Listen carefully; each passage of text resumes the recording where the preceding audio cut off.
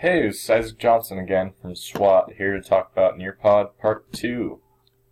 So, as we went through this before in the previous video, this is the screen that you would see after you had signed into Nearpod as a teacher. So, we're going to talk about creating your own slides and your own Nearpods today. So, we'll click on the Create tab. Okay, so in Nearpod, it's very similar to Microsoft's PowerPoint. You make slides, supposed slides. Every slide being every page that you see within a Nearpod lesson. So we're going to go through making your own slides today. As you can see here, there's also the option to upload your own PNG files or PDFs or PPT files to create a general slide of just even that particular file. It will completely create one slide dedicated to that file and crop it perfectly for you. So let's click on making a slide from the very beginning.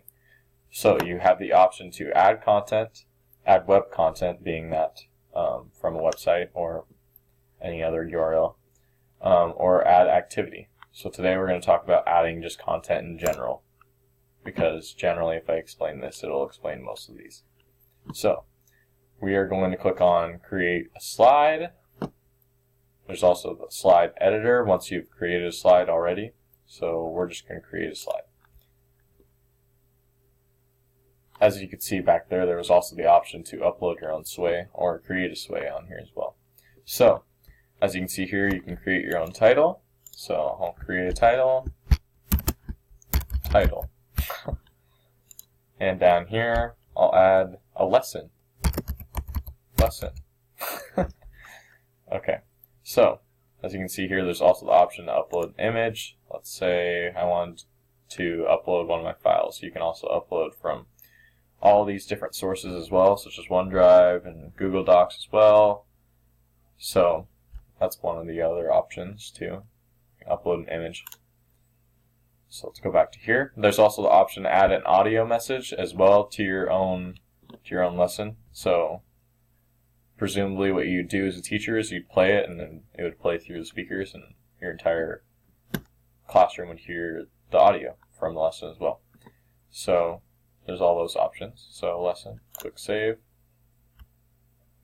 And like I said, you can upload any content you want, such as you could copy and paste a document or a lesson of any sorts.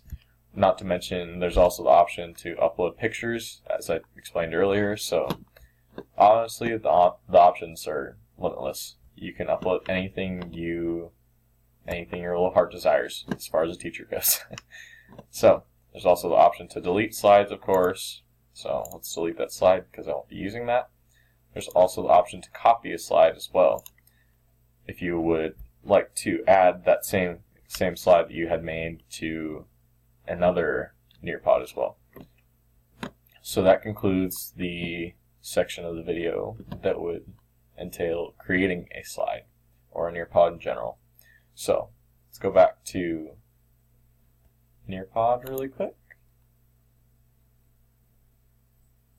Okay, we'll click on My Nearpod just so we get the menu again.